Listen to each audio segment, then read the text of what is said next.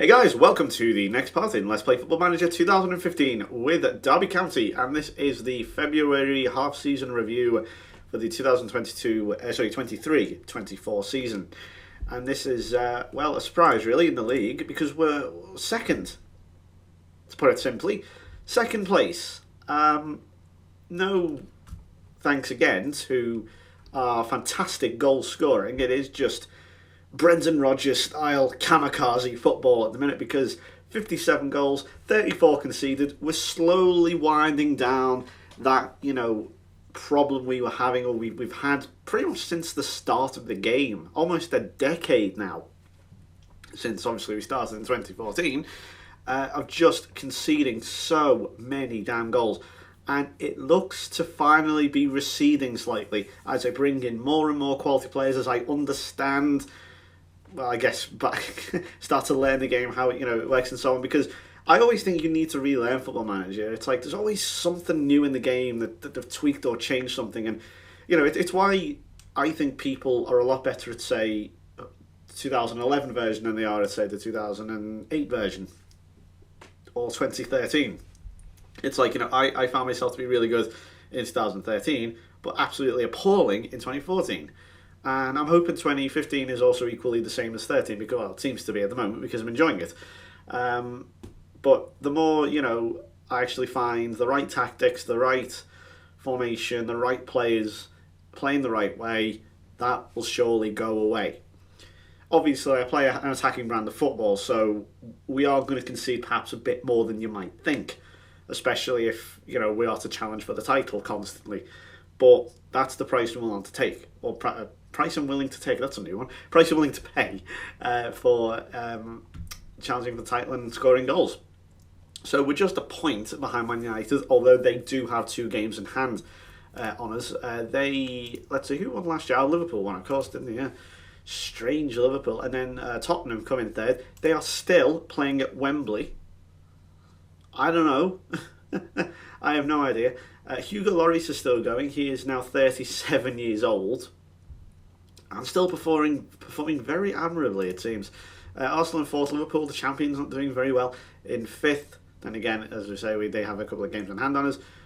City, then come Chelsea, who really are starting to slip away. Mourinho is not doing a great job. Well, he's done a very good job. He's been here for over 10 years now, and he's still got them in the Champions League. But this season, he's had a bit of a nightmare, to be honest.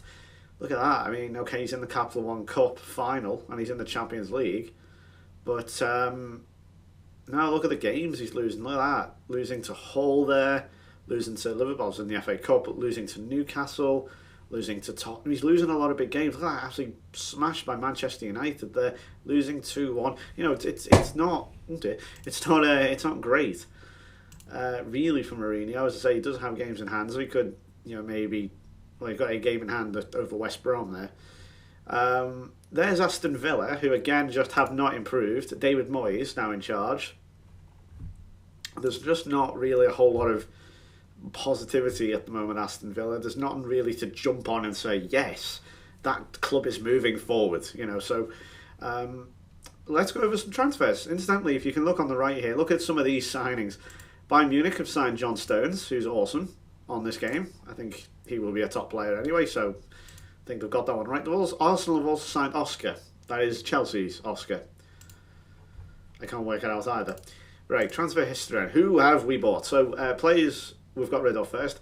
Again, just weeding out a lot of loans, getting rid of players who aren't good enough. One thing that starts to annoy me in the news columns is every sort of week or so I'll get a message saying this 15-year-old player who isn't going to make it. I don't know why he's here. He isn't going to make it. He's unhappy with the high training workload. Oh yeah, and I just release him. It's like, if you're going to be a little moaning bastard, then there is no place for you in this club. I sold Rayner for $500,000 to Cardiff. I sold Cherry to Bournemouth, and I sold Forshaw to Aston Villa, as well as Lewis Allen for $3 million. Never really good enough for Lewis Allen, unfortunately. Could you say I gave him a fair crack of the whip? I mean, he only started 10 games, but there was a reason why, is because he didn't have an impact. He didn't do anything, and in those 10 games, it was enough for me to say, well, he's not good enough, he should go. The rest on loan, the rest of and the players I've sold here just aren't good enough. Simple as that. Although obviously we're hopeful with players like Todd, who is how old is he now? He's 18. He'll probably come into the first team soon, I hope. Goma, I'm still not sure about this boy. He's so look, he has real good potential. He's just awful. He's not showing it at all. Horoy is on loan at Barnsley. Watson, I'm really not sure on this guy. He's 22 now. His stats aren't great, are they? I mean, when they're good, they're pretty good, but when they're bad, they're pretty bad. So I've had to strengthen this team, obviously, and we've brought in some great players. I've got to be honest here. Some they hit and miss as well, but I'm really looking at some of these players have come pretty big. First one, Eric Dyer from Manchester United. I'm a big fan of Eric Dyer. I think he's really good. I've been really impressed with him at Tottenham so far. And I was able to get him for just under £3 million from Man U. He just wasn't playing, really, and they caught a bit of a loss on him, to be honest. So I'm happy to use him. He is still only 30 years old. He's got a few years left in him still. I can absolutely assure you of that. And I'm pretty hopeful he'll do well. Next one is a regen called Ryan Eastman from Southampton. He's played twice for England already. Looks pretty good. There's his stats. His technicals could be a lot better, and I think that might be his downfall. But for £6 million, I took a gamble on him. Speaking of gambles, here's another one. Jack Grimmer. Real player, plays for, well, at the moment he plays for Rangers on the game, but in real life, he plays for Fulham, one would assume. And he's pretty good himself. He's handy what he is. I wouldn't call him good. I take it back to say good. I mean, the scouts say he's good. He's just a good player to have around. He's a very good rotation option. Another one from Scotland, from Glasgow in particular, is young Stephen Thompson here. Good potential. That's what I look for, and one of the things I look for in defender, concentration. In fact, I say that about strikers as well. I just look for good concentration the board over. In fact, it's one of the, if they've got good concentration, then I'm likely to go off and get them. Not just the one attribute, obviously, I look for other things, but if the concentration stands out, I like them. So, yeah, it looks pretty good. Then we have three big players here. These are enormous players. First one, Vasco Saramago. Remember this guy from the Capital One Cup? The Capital One Cup final video against Arsenal. I think, did he miss a penalty or something? I can't remember. He played anyway. He had a pretty decent game. Unfortunately, he's been injured. It was really, really frustrating. This 11.75 million I paid for him. Quite a lot. I think that was Derby's record at the time. And then, get this.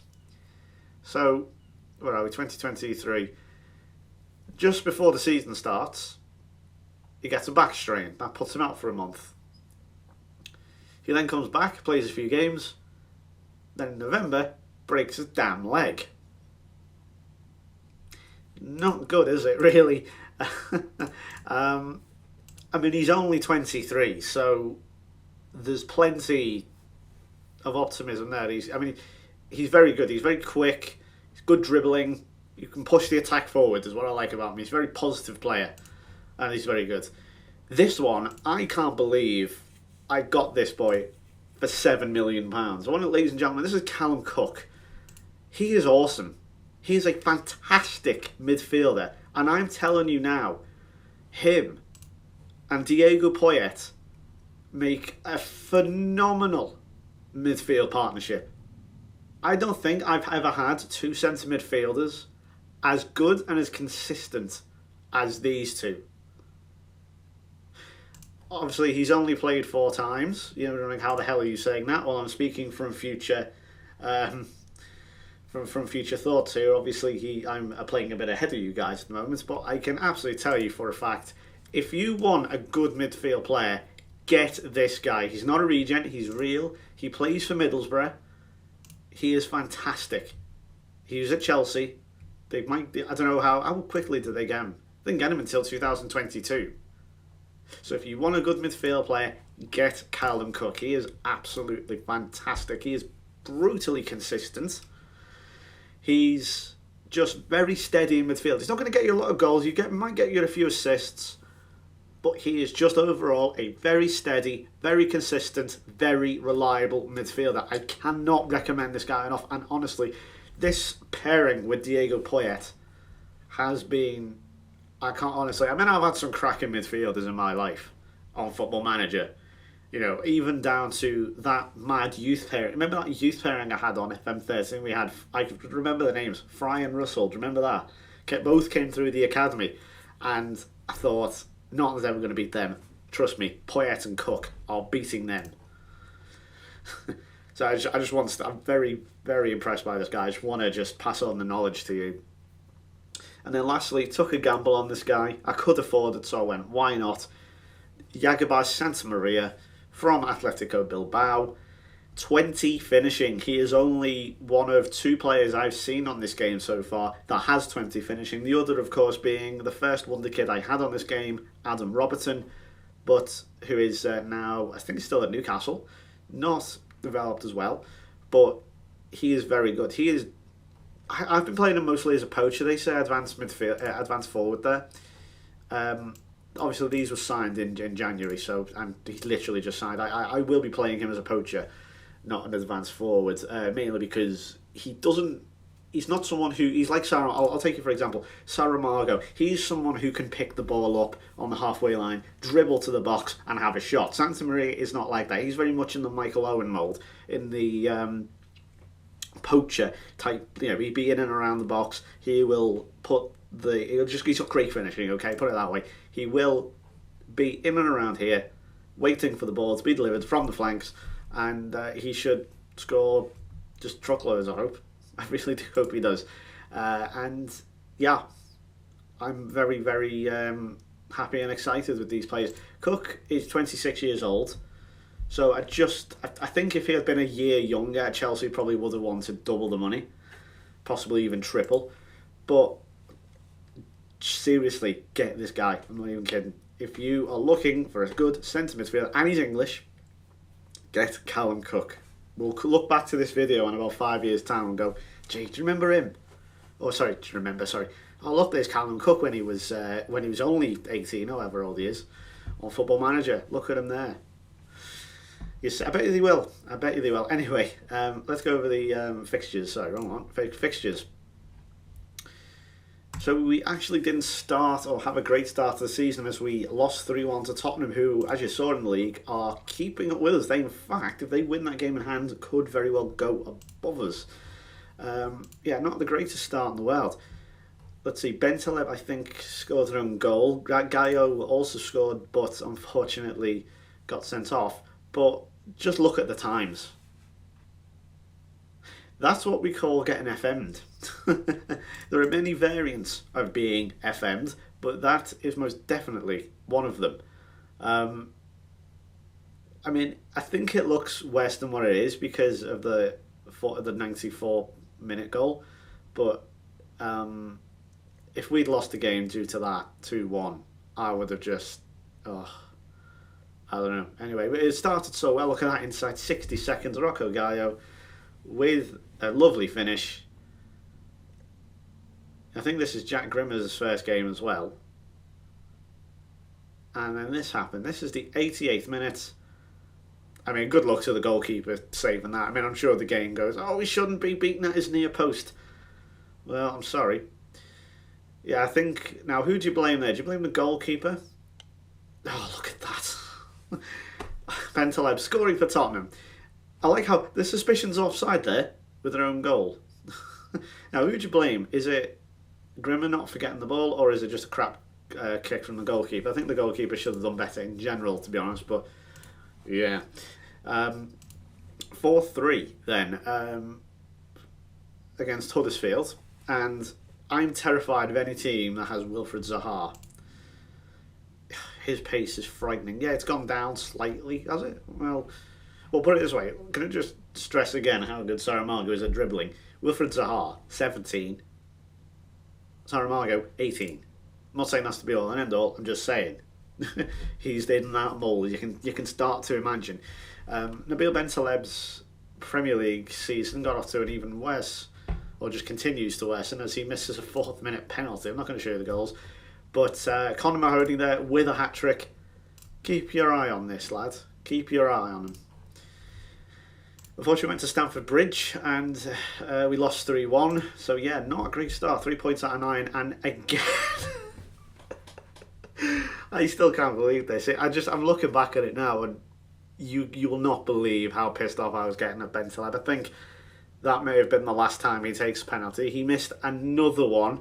So, to put it into perspective, his first 3 games, he scored an own goal in the 92nd minute.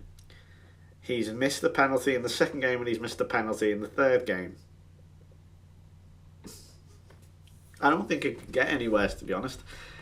Who Chelsea have got? They've got as well. At the time, they had John Stones, Jason Murillo there, Verratti, Gassangel Romero, Oscar still there, Hazard, who is now 33 years old, James Ward-Prowse, Thibaut Courtois is, how old is he now? He's about 30 maybe? No, he's 31. It's just, as I've already said, he'll be the best keeper in the world. By the end of next season, he'll be the best keeper in the world. At the moment, it's Neuer. I don't think too many people could disagree. On form, maybe David De Gea, but for me, it's Neuer. Best keeper in the world at the moment. Europa League then. So you've probably already seen in the competitions thing that we've already qualified the next round and we're due to play, I think, is it Dnipro? Dynamo Kiev, so I beg your pardon. This was, again, I just waltzed through European groups. I don't know what it is. European groups just are so easy for me. I don't think I've ever been knocked out of one on Football Manager. Certainly in what I would describe as the modern era, having picked the game back up again since 2011. But I don't think I've ever been knocked out of one. I find them just so easy, and that's sort of shown here in the 2-0 victory in Prague against Sparta. Gallo and Perry with the goals. Keith Jeffries there. What are we going to do with you, Keith? I'm not sure.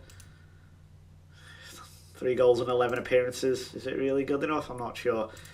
We continue this cavalcade of goals with 5-3 over West Ham. Allen scoring, Derrida, Lingard and Mahoney with 2. We then play Crawley. Saramago, I think that was his first goal, and Patrick Roberts also scoring to give us a nice win. That 2 in 2 minutes there. In fact, I'll show you. I'm sure this was his first goal. Very sure of it. I played Stuart Watson. He was actually alright. He was quite sprightly.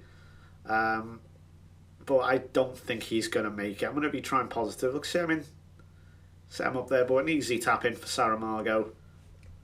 First goal for Derby after Christopher Ayer's shot of all people. Also there was a boy there you saw as well, Josh Barker. We'll come back to him later. We then played Norwich at Carrow Road. Got a nice 2-1 win. There is Christopher Ayer with a rare goal for him. Actually, the match winner.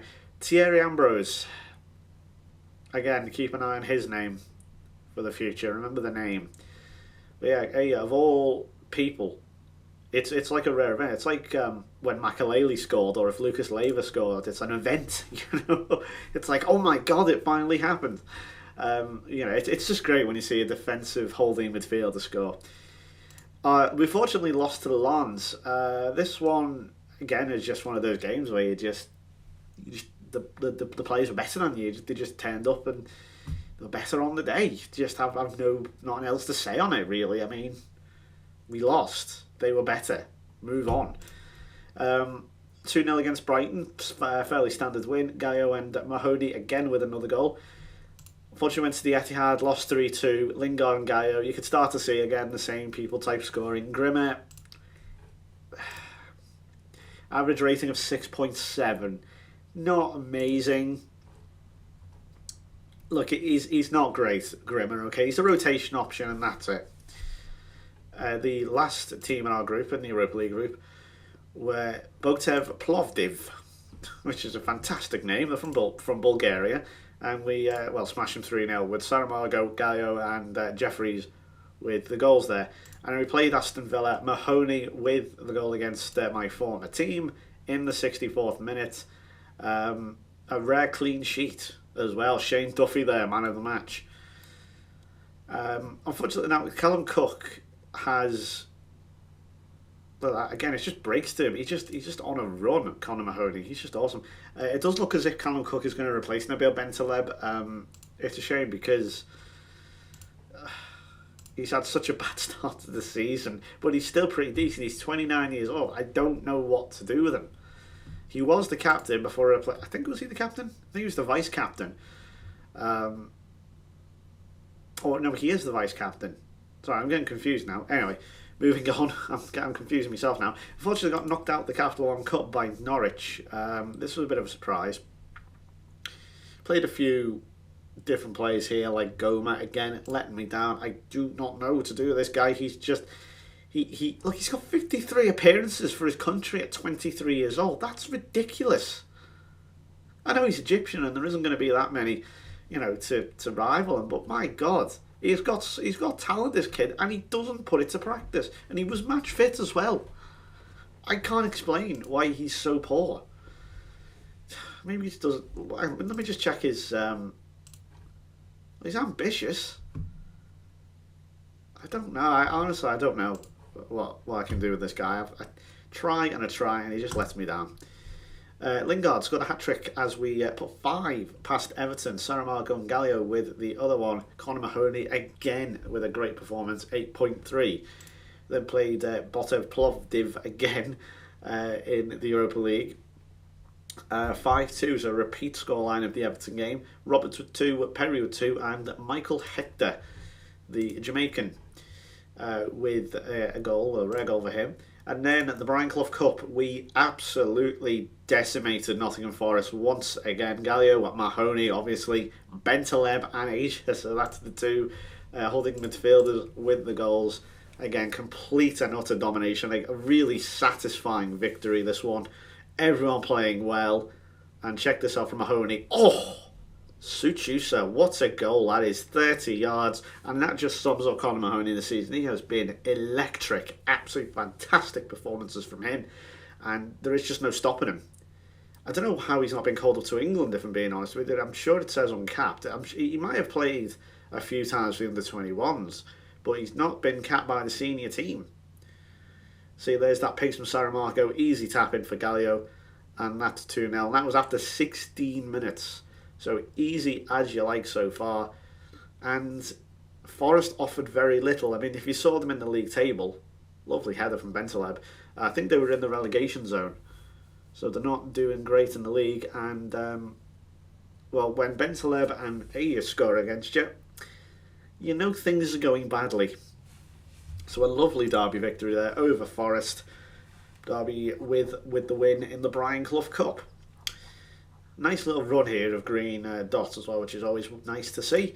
A 2-1 victory over Hull at the Circle, or the KC as we like to call it. Gallio and Perry with the goal strip. Perry again chipping in with some handy goals here. Let's see, that's overall 6 in 9 starts. Obviously that's 6 in 15 overall. Not bad. I've seen better. He can do better, Perry, but he's handy chipping in whilst you've got players like Saramago, Gallio and Mahoney with coming with their goals as well. The home game against Sparta Prague, 2-0 again, easy. Stuart Watson scoring as well as Patrick Roberts. I'll show you Watson here. Again, 2 very quick goals, one after another. He unfortunately got injured, and really disappointing because had he not been injured, I feel he may have started more, and it kind of disrupted them. A lovely header, in fairness, and I really, really have tried with this guy, but he just lacks that some extra sparkle to keep him in the Premier League and a Premier League team. So I don't know. I really don't know about him. So that confirmed qualification, so we're already through. I think we may even be topping the table at that point, or something or other. Or basically, we're in a immovable position, to put it that way. 2-2 draw against Leeds. Bentaleb and Jeffries with goals there to rescue a point for us. 4-2 against Swansea. Malone with a goal, as well as Roberts, Poyet and Lingard. Yes, Diego Poyet scoring. In fact, I want to show you his. Look at that, just making sure of it. Scott Malone. In fact, I'll show you all the goals here. Liam Moore and M.R. Hughes. I love the Hughes spelling on that. It's such a Welsh spelling. I don't know what it is, but it just screams Welsh at me. You can sort of see the goals that Roberts and Gallio try and score here. I do exploit the flanks quite a bit. I don't really have a reason why. It's just I've always done it. It just seems the natural thing to do as well. When you've got good wingers, it helps. Little tap in there for Poyet, basically. Composed finish though. Yeah, there's it's, as I say, something I've always tended to do. You've got players like Lingard, Roberts, Gray, and so on. Players with pace, with decent crossing ability and goal scoring ability. Let's not forget. Absolute scramble. Goalkeeper 2-2 there, but as you can see, Scott Malone, lovely finish. 89th minute. And then coming up, this was the icing on the cake, 91st minute. Here it comes any second now from Keith Jeffries to Jesse Lingard scoring the easiest goal in the history of the world.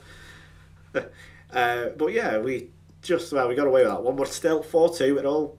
That's how it looks on paper, so we're going to take it. 4-2 against Swansea, and then a lovely away win against Southampton here, 2-0. Mahoney continuing his run, and Stuart Perry again with another goal.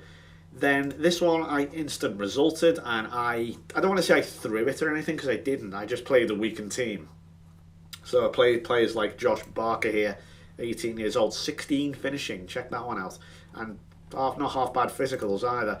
Where have we gone? And I played Adam Forshaw, Jeff Hendrick, Pedro Suarez, Lewis Allen, Keith Jeffries, Stephen Thompson, Ben Barlow, and my backup keeper. Yeah, I played basically a weakened team, and I instant resulted it because it didn't matter. The game just did not matter at this point. And if I go to the group stages here, remember which one we were in. Give me a second. Yeah, there we go. We were already top, and we couldn't move from the top position. So. It didn't matter. That result did not matter. And obviously the fans are going to get pissy with me because that's how the game works.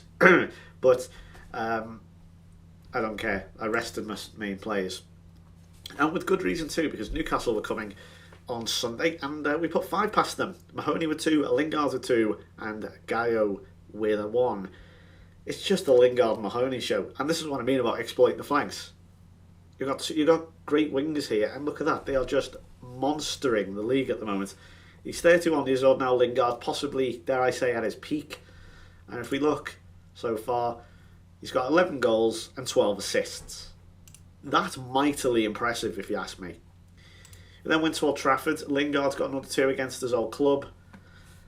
And unfortunately, it was not enough. Lingard got 1. I mean, that scored right at the start and right at the end. But when you have players like Bayradi, who's awesome, and Kennedy, not a lot you can do, to be honest. 40 shots they had. Absolute dominance from Man U. Then 2 draws, 1 against West Brom. Jeffries off the bench, I think. Yes, I believe he was. Yeah, let's show you that. 89th minute, a rescue as a point at home to West Brom. You're probably thinking, how the hell are you second with all these... with all these drop points and stuff? I don't know. I asked myself the same question. There's a lovely finish in fairness from Jeffries. A really nice finish. And there's a point there. I think this run helped, obviously. That run massively helped. 1-1 at Anfield. Not bad. Gallio with a goal, which ends as a point. And that was the last game of 2023. And we then beat Arsenal 2-0. Really good performance here. The team playing well. Poyet and Roberts, I'll show you these goals. Really in the mood for showing goals today, aren't I? Mahoney, again, man of the match. He is just unstoppable. And you can see why I said keep an eye on him, because he's just been incredible. I don't know where this has come from at all. There's Joel Machali. Do you remember him? The South African centre-back I signed for Aston Villa. Well, Aston Villa, they sure know how to keep hold of their talent, don't they? Then again, I imagine Arsenal came with a very high amount offer. But look at Diego Poyet up there. What's he doing? Inside 5 minutes, putting us in the lead. I really fancied our chances at home. I do still think if there is one criticism I could label at Football Manager, And I haven't got many nowadays, to be honest. I think FM15 is actually alright, and I'm actually really enjoying it. Way more than 14, way more in fact. Certainly to almost to 13 levels.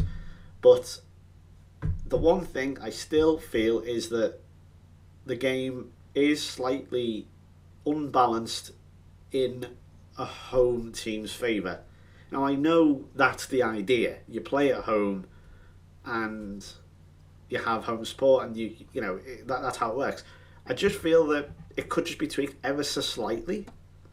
I know this sounds really stupid because that's how home support works and playing at home, but there's just something where I just think it's too powerful. It should be toned down a bit, not by much, just a little bit.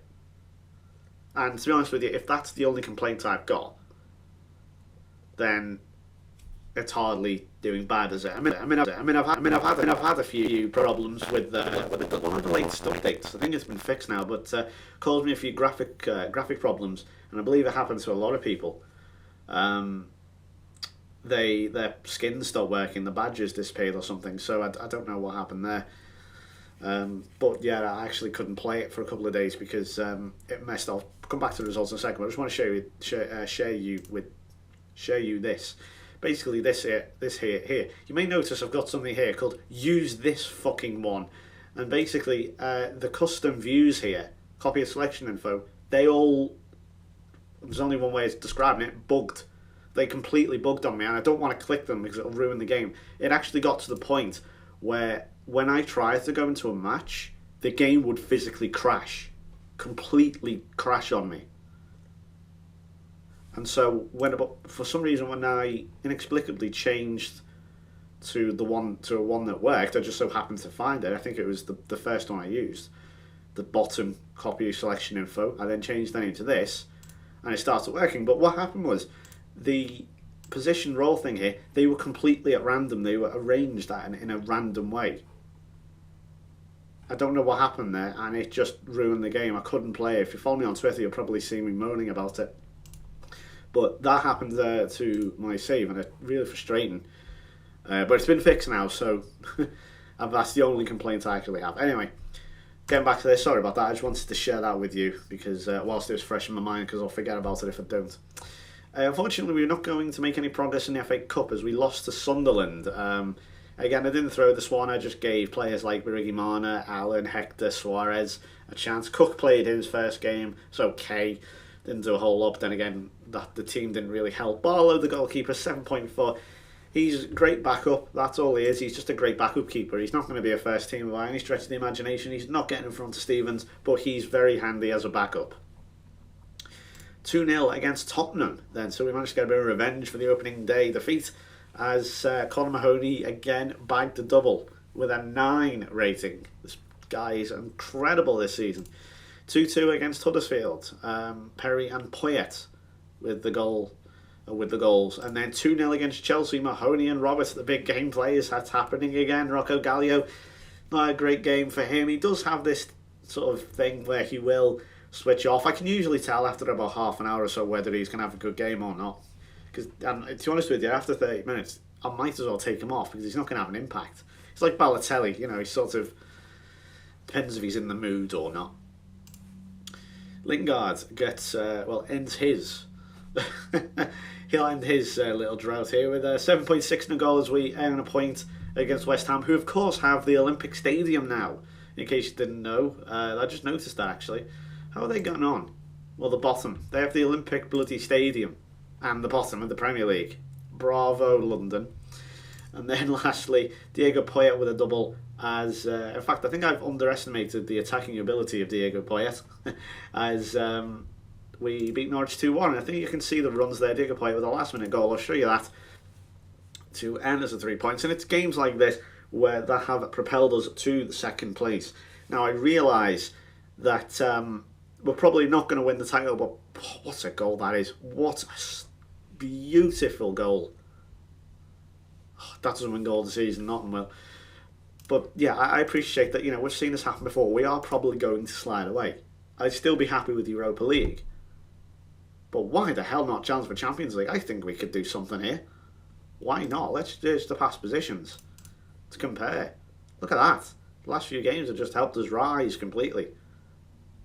We were fourth. Challenging, but we've moved up to second. Obviously, games in hand, it's all going to change. We're due to play Dynamo Kiev in the next round of the Europa League.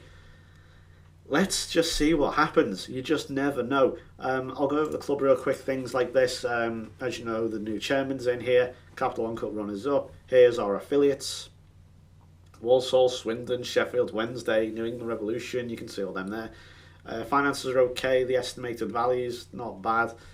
So basically I'm playing a 4-4-2. This will change again. I'm starting to change this game by game depending on where we are, who we're playing, and so on. And yeah, that's it. So I think we are up to date now, and I'm gonna have a drink because my voice is really tired and sore. God, this is a long video, I think. So I'm gonna leave you here. Thank you very much for watching, and I'll see you then with the season review in May 2024. Goodbye.